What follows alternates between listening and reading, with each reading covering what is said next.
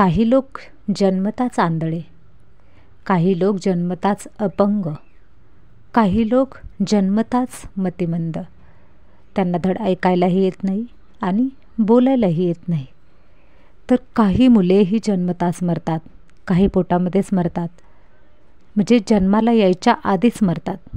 तर काही मुले जन्म झाल्या झाल्या काही दिवसामध्येच मरतात, म्हणजे त्यांना त्यांचं आयुष्यही जगता येत नाही. हे असं का होतं? याचं कारण काय आहे?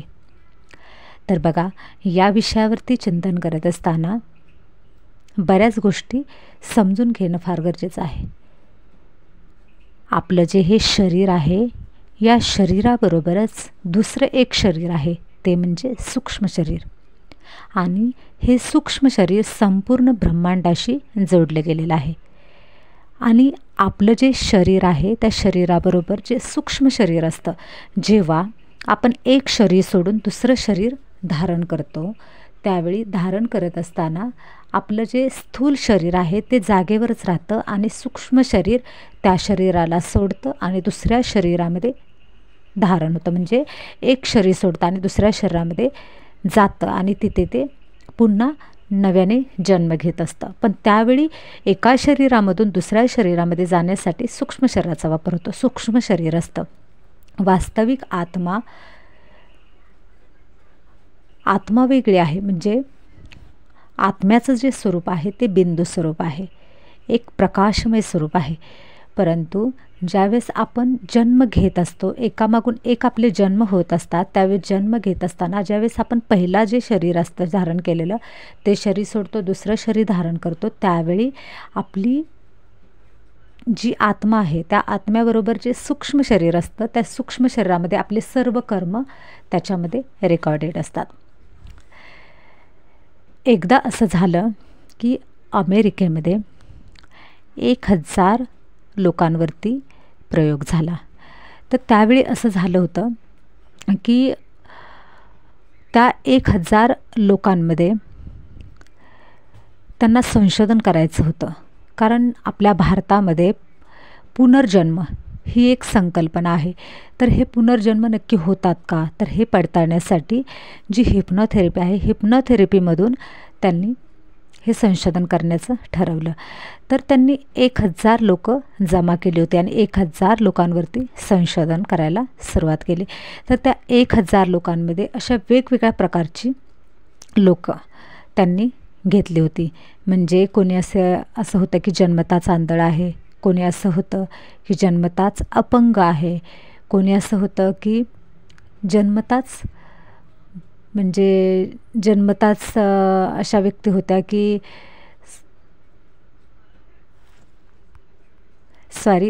अशा व्यक्ती होत्या की एक आई आहे आणि आईच्या पोटी जे बाळ जन्माला येतं ते जिवंत राहत नाही, ते सतत मृत्यू पावते. अशाही व्यक्ती घेतल्या होत्या. हर तऱ्हेच्या व्यक्ती घेतल्या होत्या. एक व्यक्ती अशी घेतली होती की जी दिसायला कुरूप आहे.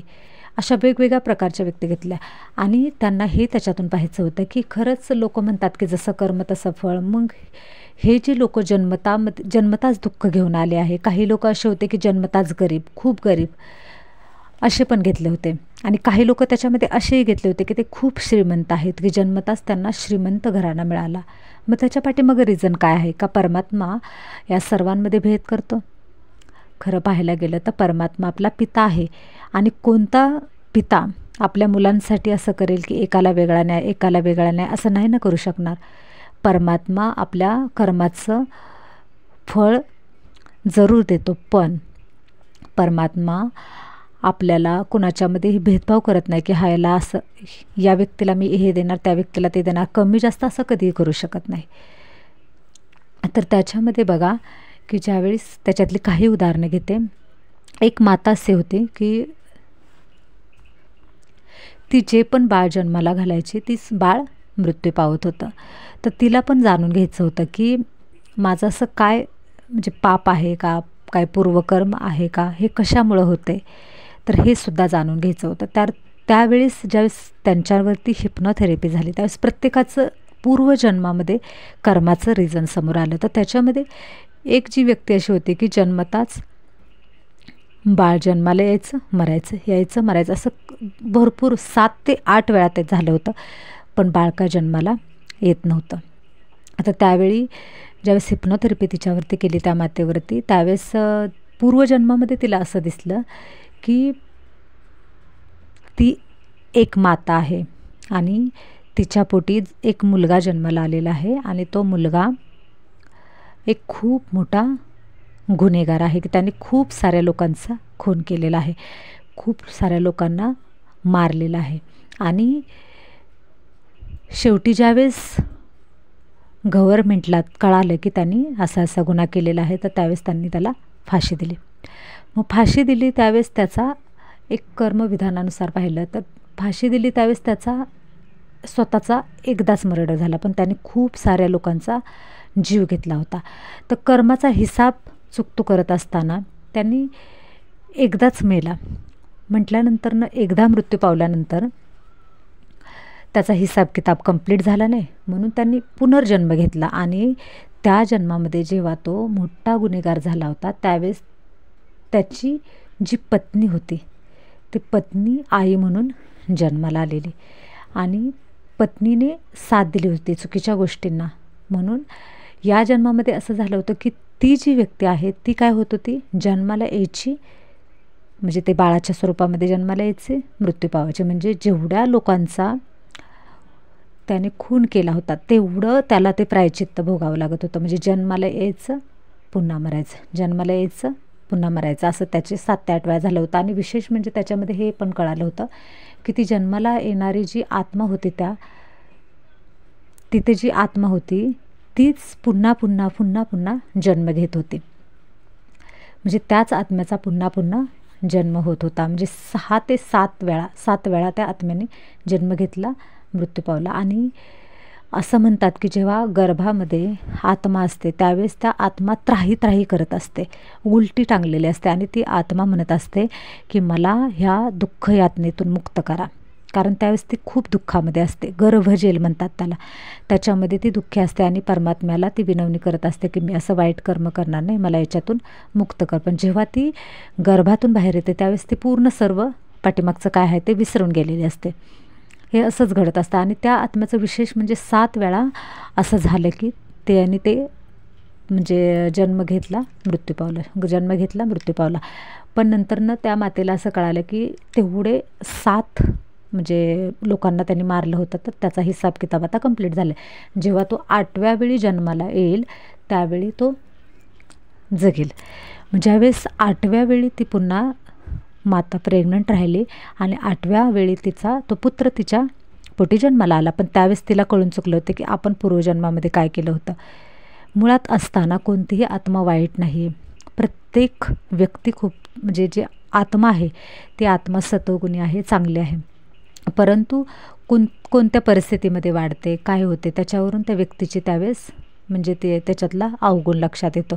असं समजलं जातं की ही व्यक्ती चुकीची आहे, ही व्यक्ती अशी आहे तशी आहे, पण ती आजूबाजूच्या वातावरणामुळं, संस्कारांमुळे ती व्यक्ती तशी घडलेली असते.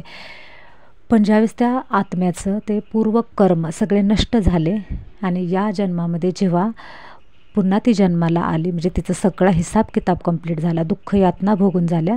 आणि मग ज्यावेळेस 8व्या वेळी तिचा जन्म झाला त्या व्यक्तीचा, त्यावेळेस मग त्या मुलाच्या रूपामध्ये तिला कळून चुकलं होतं की आत्ता आपण ह्या बाळाला खूप छान संस्कार दिले पाहिजेत. मग तिने नंतरनं ते संस्कार त्या बाळाला खूप छान पद्धतीने द्यायला सुरुवात केली, कारण तिला कळालं होतं की कर्माचा हिसाब किताब कसा असतो.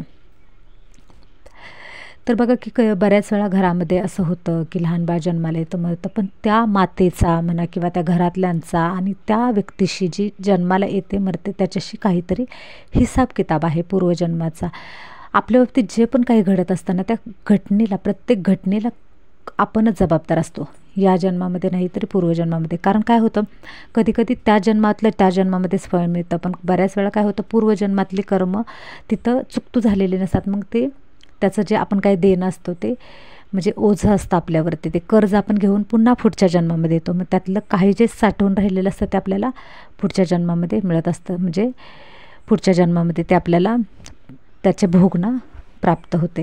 मग आपल्या आयुष्यामध्ये जे पण काय घडते त्याला जबाबदार मी आहे.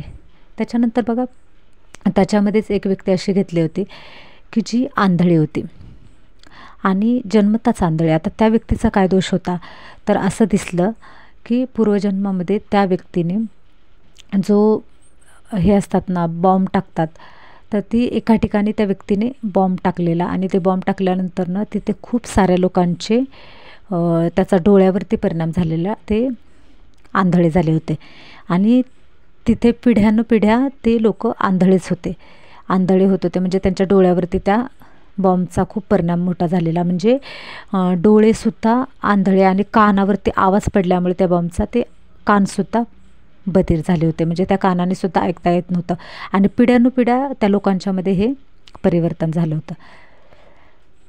तर ते अशा पद्धतीनं त्याला म्हणजे तो मूकबधीरच होता. मूकबधिरावरती तो प्रयोग केला.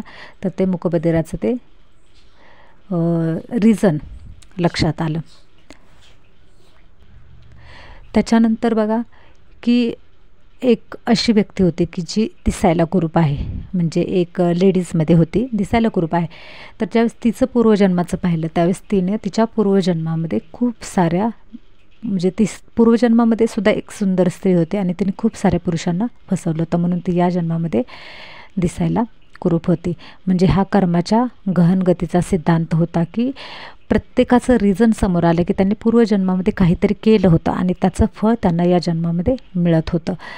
मग त्याच्यावरून जे शास्त्रज्ञ होते, ते शास्त्रज्ञांची जी कमिटी होती त्यांनाही ते मान्य करावं लागलं की पुनर्जन्म असतो. पुनर्जन्मामध्ये व्यक्ती आपल्या पूर्वजन्माचं जे कर्म आहे ते ऊर्जेच्या स्वरूपामध्ये आपल्या आत्म्यासोबत घेऊन येत असते. तर आजच्या या व्हिडिओमध्ये आपण एवढंच समजून घेऊयात की आपल्या बाबतीत जे पण काही घडत आहे त्याला कुठेतरी मी जबाबदार आहे.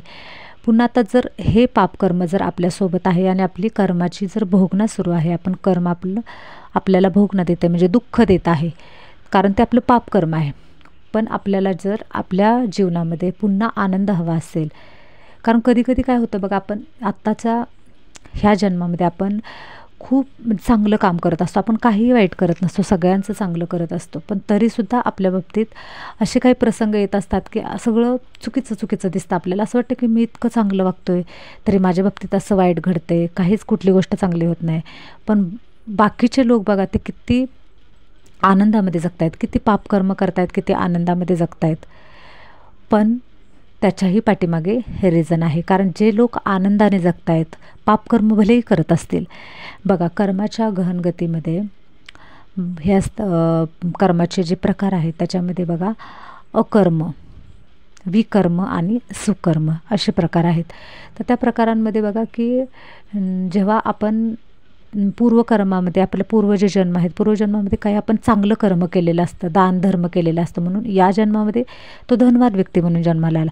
म्हणजे त्याने काय झालं, काही कमाई केली, म्हणजे पूर्वजन्मामध्ये चांगली कमाई केली आणि या जन्मामध्ये काय होतं आहे, या जन्मामध्ये काय होतं आहे तर त्यांनी समजा कमाई केलेली आहे चांगल्या कर्माची आणि या जन्मामध्ये जर समजा त्याला छान तो धनवान बनलेला आहे, पण तो धनाचा जर दुरुपयोग करत असेल आणि चांगलं कर्म काहीच करत नसेल, म्हणजे तो पुन्हा गुंतवणूक करत नाही आहे, म्हणजे जे त्यांनी कमवले ते सगळं त्यांनी घालवलं, तर तो पुन्हा काय होणार, शून्य होणार. म्हणजे त्याचं पुण्यकर्म जोपर्यंत आहे तोपर्यंत तो आनंदी जीवन जगणार आहे आणि जेव्हा त्याचं पुण्यकर्म संपेल त्यावेळी तो पुन्हा त्या दुःखाच्या ह्याच्यामध्ये येणार आहे, दुःखाच्या खाईमध्ये पडणार आहे. बऱ्याच वेळा काही लोकांचं काय होतं, जन्मल्यापासून अगदी मृत्यूपर्यंत आनंदी जीवन जगतात आणि आनंदी जीवन जगता जगता मरतात, कारण की त्यांचं पुण्यकर्म तोपर्यंत शिल्लक राहिलेलं असतं. मग त्यांनी आता या जन्मामध्ये पुन्हा काय पापकर्म केलं तर नेक्स्ट जन्म जेव्हा त्यांना मिळेल त्यावेळेस त्यांना त्याची भोगावी लागेल. आता सुकर्म म्हणजे चांगलं कर्म, जो चांगलं कर्म करतोय तो चांगलं बीज रोवतोय, चांगली कर्माची कमाई करतोय, त्याचं फळ त्याला निश्चितपणे पुढे चांगलंच मिळणार आहे. कुकर्म म्हणजे काय तर वाईट कर्म, पापकर्म. पापकर्मामध्ये आपण काय करतो, विकारांच्या वश कर्म जे केलेलं असतं ते पापकर्म असतं आणि त्याची भोगणं आपल्याला पुढे जाऊन भोगावी लागते. चांगल्या कर्माचीही फळ मिळतं आणि वाईट कर्माचं देखील फळ मिळतं. आणि अकर्म आपण कशाला म्हणतो की आपलं जे कर्म आहे त्याचं फळ मिळालं आपल्याला आणि ते फळ चाकलं आणि आपण त्याच्यानंतर त्याची बी पुन्हा रोवलंच नाही, म्हणजे आपल्याकडं खूप सारं धन आहे आणि आपण त्या धनाचं दानच करत नसेल तर पुढं आपल्याला आपण धनवान होणार नाही. जर आपला यदा कदाचित मृत्यू जरी झाला आणि पुन्हा जन्म मिळाला तर तो एकदम गरीब घराण्यामध्ये मिळणार, कारण आपली कर्माची घनगती तिथं काम करणार आहे. म्हणून आपल्याकडे जोपर्यंत आहे तोपर्यंतच आपण काय करायचं आहे, त्याचं दान करत राहायचं. समजा आपल्याकडे शरीर चांगलं आहे, शरीर तंदुरुस्त आहे, तर आपण काय करायचे, लोकांची सेवा करायची. तर आपलं हे पुन्हा जेव्हा पण आपल्याला, आपण जरी शरीर सोडलं तरी आपल्याला पुन्हा जो जन्म मिळणार आहे तो आपल्याला शरीराने तंदुरुस्त निरोगी असा जन्म मिळणार आहे. त्याच्यामुळे आपण प्रत्येक गोष्टीचं हे जे बारीक सूक्ष्म पद्धतीचा जो अभ्यास आहे तो अभ्यास आपण लक्षात घेतला पाहिजे. आजचा आपण व्हिडिओ या ठिकाणीच थांबूयात. धन्यवाद.